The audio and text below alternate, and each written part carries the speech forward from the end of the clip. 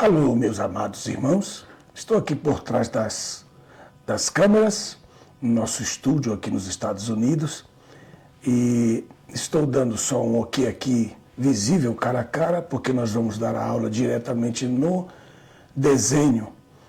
desenhos, e com isso nós vamos abrindo a nossa grande oportunidade para aqueles que querem fazer, que estão fazendo ou que já se inscreveram nos cursos de nivelamento em todo o Brasil e também na Angola e também em Lisboa e também em alguns outros países como Austrália, México e Estados Unidos. Gostaria que você estivesse bem à vontade para receber essas instruções, estas aulas. Esta câmera está ligada para baixo, para que vocês tenham uma ideia aqui, ó. Veja, exatamente assim. Por isso que a câmera está aqui na minha frente, mas eu estou apenas dando uma ideia para vocês. Não vou falar muito cara a cara com vocês, só em algumas oportunidades, e voltarei outra vez para o nosso estudo direto no desenho. Então, bem-vindo ao nivelamento teológico em todo o mundo, nos cursos que estão sendo preparados para vários países da Terra. Muito obrigado pela sua presença e vamos ao estudo. Esta é a primeira aula e eu queria falar a respeito da lei e das escrituras, isto é, do que nós conhecemos como Torá, que são os 5 primeiros livros da Bíblia, e os outros livros de Josué até Malaquias.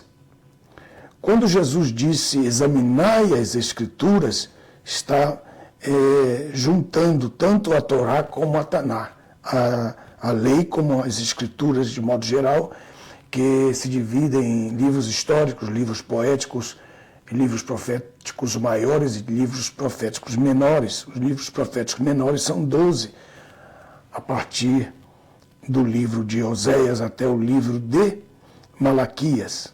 Os livros históricos também. Todo esse grande empenho que nós estamos tendo para que vocês realmente estudem a palavra de Deus de uma forma muito especial, e é o que nós queremos de todo o coração. Então vamos lá ao estudo. Você tem aí, não confunda a lei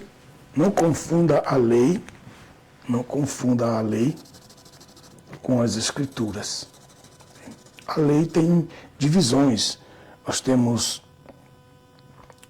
as Escrituras proféticas messiânicas, e esta parte das Escrituras ainda, muitas partes ainda não se cumpriram, especialmente as partes relacionadas à vinda do Senhor Jesus, ao milênio, a vinda do Senhor Jesus ao milênio e ao seu governo eterno. Então, a lei, que é a Torá, vocês conhecem, elas podem ser a lei, porque são vários tipos de leis. Vamos colocar lei no singular, mas ela está abarcando, ela está falando de vários preceitos, juízos, profecias, cerimônias, principalmente os cerimoniais do tabernáculo de Moisés.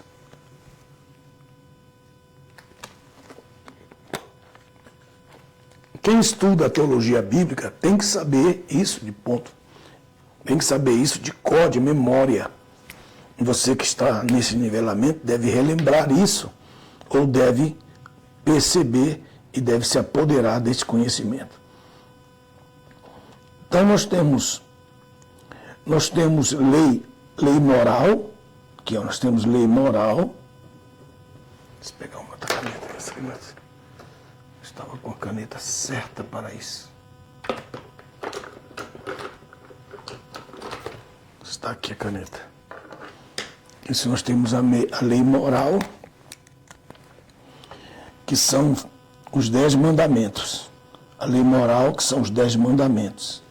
Esse texto que nós temos aí, de Êxodo, eles têm o cumprimento Eles têm um comprimento horizontal e tem um comprimento vertical. Então a lei divide em amar a Deus, reverenciar a Deus, não dizer falsos testemunhos, e tem a parte com o seu próximo, que é não roubar, não adulterar, né? Todas aquelas outras partes que aquele jovem rico disse que cumpriu tudo. Então, basicamente, para com Deus e para com o seu próximo. Para com o seu próximo. Então, essa lei moral desses 10 mandamentos que nós temos aqui no livro de Êxodo, capítulo 19. Vocês têm aí.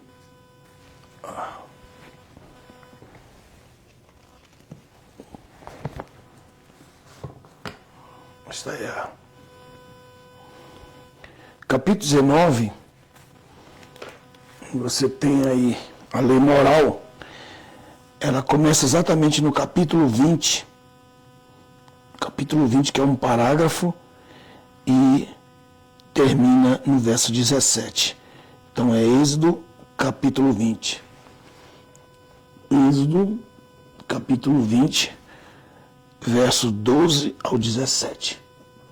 12 ao 17. Rapidamente lendo: honra teu pai e tua mãe, a tua fonte, para que vivas largos anos de vida na terra.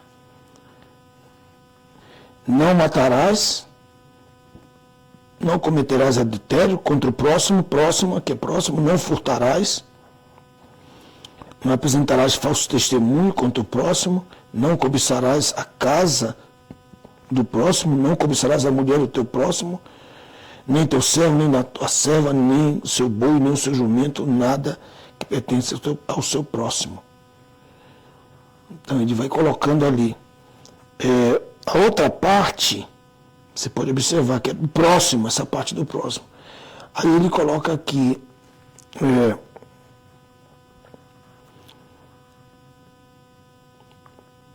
a partir do verso 4, ele vai colocar agora: para com Deus, não farás para ti imagem trabalhada nem figura humana que se assemelhe ao que está nos céus, que a imagem é de Colossenses, a imagem,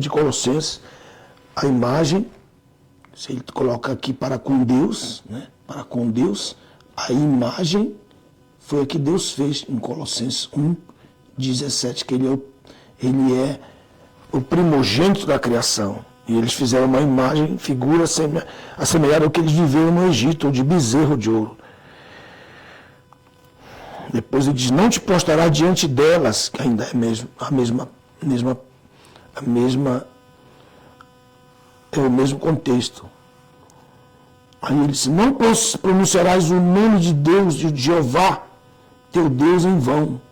Aí para com Deus. Aí de novo para com Deus. Aqui, ó. Estou colocando, vou colocar aqui Êxodo, capítulo 19, depois Êxodo, capítulo 19. Não, capítulo 20, perdão. Capítulo 20. Capítulo 20. Ele vai colocando: lembra-te do dia do repouso, que é o sábado, para santificá-lo. Depois ele termina no verso, desde o verso 4 até o verso 11, é para com Deus. Do 20, 12 ao 17, é para com o próximo. Então aqui vocês têm que entender sempre isso. Aqui é um ponto muito importante. Eu conheço a palavra, mas você não conhece o detalhe da lei moral. Então Jesus cumpriu toda esta lei. Jesus cumpriu essa lei moral. Então ele ganhou o direito da ressurreição. Olha só que importante isso. Que importante isso. Nós vamos ficar com esse ponto para vocês estudarem, para vocês começarem a amar, que nós vamos estudar nesses dias que nós vamos estar juntos, segundo as datas que foram prescritas e que você tem no seu grupo, na sua cidade, com sua liderança. Então, ali no capítulo 18, verso 13: não fareis as mesmas obras que são feitas na terra do Egito, na qual habitaste, nem fareis conforme as obras da terra de Canaã, para onde eu vos levo. Então, tanto o lugar da saída como o lugar da entrada. E ele diz ainda, e não andarei segundo os seus costumes. Então, eles tinham que mudar o costume. Não tem como você estar em Deus ou em Cristo sem você mudar os seus antigos costumes, de onde você se movia. Os costumes são importantes. Houve um homem aí que disse que os costumes são locais e a doutrina é universal. Falou bobagem. Os costumes também são universais. Os costumes cristãos, os costumes judaicos, que não tem nada a ver com a igreja, mas eu posso dizer isso aqui, eles são universais, dentro da visão da sua comunidade. Aí ele diz assim, verso 4, não, mas cumprireis os meus preceitos, vocês estão vendo aí, preceitos, minhas leis, e guardareis os meus estatutos. Então você tem aí 3 coisas importantes que você tem que saber dentro dessa lei. Essa lei, ela tem preceitos, elas têm leis, né? E depois tem estatutos. Então nós temos como preceitos e como estatutos que são baseados na vida cotidiana, os estatutos da vida cotidiana, então da vida civil. Os preceitos, né, que são os pré-entendimentos das coisas futuras, das coisas passadas, que são os ensinamentos dos nossos pais, e a lei moral, que são 10 aqui. Então, esses preceitos que são de acordo com os pais, são as doutrinas da fé dos nossos pais. Então, ele está mostrando aqui. Jesus cumpriu todas elas, tanto os preceitos como as leis morais, como os estatutos civis. Jesus cumpriu. Então, o que ele ganhou por isso? O verso 4, que eu estou lendo aqui para vocês, deixa eu colocar aqui, Levíticos, capítulo 18, verso 2 ao 5, que é o verso 5. Amém? Isso aqui é importante. Aí ele diz, mas cumprireis os meus preceitos, minhas leis, meus estatutos, andando neles, a prática. Então o Senhor escreve, eu sou Jeová. Quando ele fala isso, ele assina. Aí tem uma bênção que a pessoa recebe quando ela faz isso, quando ela cumpre. Cuidareis de cumprir as minhas leis, porque o homem que as cumprir viverá. Eu sou o Senhor. Então esse viverá é de ressurreição. E onde que eu baseio isso? No texto de Romanos, capítulo 10, versículo 5. Quando Paulo escreve sobre isso aos Romanos, então você entende por que Jesus deu a sua vida. Porque ele cumpriu a lei, os estatutos, as leis, os estatutos e os seus preceitos, então ele ganhou direito à ressurreição. Romanos capítulo 5, verso 5, porque dessa justiça que é pela lei, Moisés profetizou assim. Vou colocar aqui para vocês. O texto, né? O texto que ele coloca aí. Ele disse, o homem que cumprir este juízo ressuscitará por eles.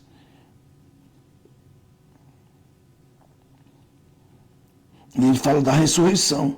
Aí ele diz assim, mas que diz as Escrituras? Perto está de ti a palavra, em tua boca, em teu coração, esta palavra em que pregamos. Porque se confessarmos com a boca o Senhor Jesus Cristo e creres no teu coração, que Jesus o ressuscitou. Estão vendo aí? E o verso 7 ainda diz, quem descerá ao Hades? Isto é, para reviver a Cristo dentre os mortos? Ninguém. Por quê? Porque ele mesmo ressuscitará pelo seu próprio poder e pelo poder do Espírito Santo. Então, o que ele ganhou ao cumprir suas leis, seus preceitos? Né? Então, quando a Bíblia diz das leis cerimoniais, que falam do tabernáculo, aqui, ó, tabernáculo, todas as leis do peitoral de juízo, das 12 pedras, das campainhas, das roupas do sacerdote, das peças do altar de bronze, todo o candeeiro, tudo isso são leis cerimoniais. As leis cerimoniais falavam de Cristo. E as leis morais eram o caráter de Cristo. Depois nós temos, então, as Escrituras que falam a respeito da vida, desde o estado eterno, quando está escrito em Provérbios, capítulo 8, verso 21 ao 31, quando fala do laboratório, em que Deus estava fazendo a imagem. As profecias que são messiânicas, como Isaías 53, como Salmo 18, como Salmo 28, como Salmo 71, como Salmo 22, como Salmo 46, como Salmo 118, são todas profecias messiânicas no Salmo. E ela continua firme por quê? Porque muitas partes faltam ainda do cumprimento das Escrituras. E Jesus disse que nós temos que compreender, ler e compreender as Escrituras, porque elas dele testificam, elas continuam firmes, né? Continuam firmes, aqui melhor. Então, vocês têm aqui, Cristo cumpriu a lei, ele ganhou o direito à ressurreição. Acabei de falar para vocês. Cristo cumpriu, então ele venceu o pecado, ele venceu a morte e ele cumpriu a lei. Ao cumprir a lei, ele ganha o direito da ressurreição, vence a morte. Ao cumprir a lei, ele não peca, vence o pecado. É isso que Paulo escreve em 1 Coríntios, capítulo 15, quando ele faz as perguntas chaves da grande vitória do Senhor Jesus. E eu quero terminar esse primeiro momento que eu estou tendo com vocês, para vocês meditarem sobre isso. Não confunda a lei com as Escrituras. Em 1 Coríntios, capítulo 15, Paulo faz a pergunta, e a pergunta é chave. Ele diz, no capítulo 15, que é um parágrafo, capítulo 15, versos 55 e 56. Eu quero terminar com esse texto com vocês aqui.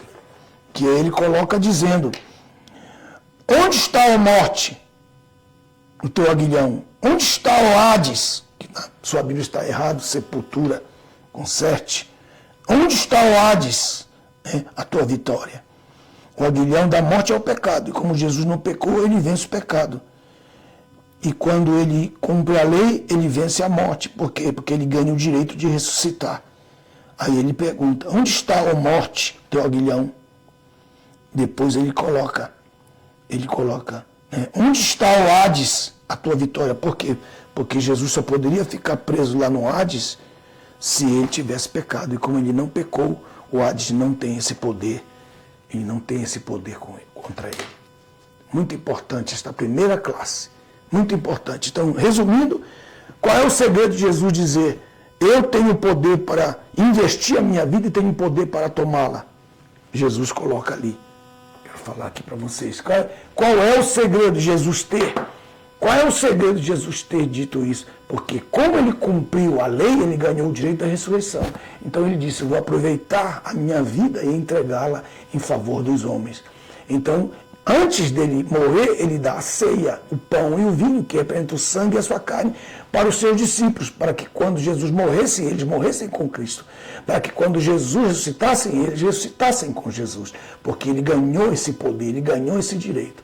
Baseado no texto de Levíticos, capítulo 18, verso 5, e Romanos, capítulo 10, versículo 7. Que o Senhor Jesus, que se importa com você, te abençoe até a nossa segunda aula.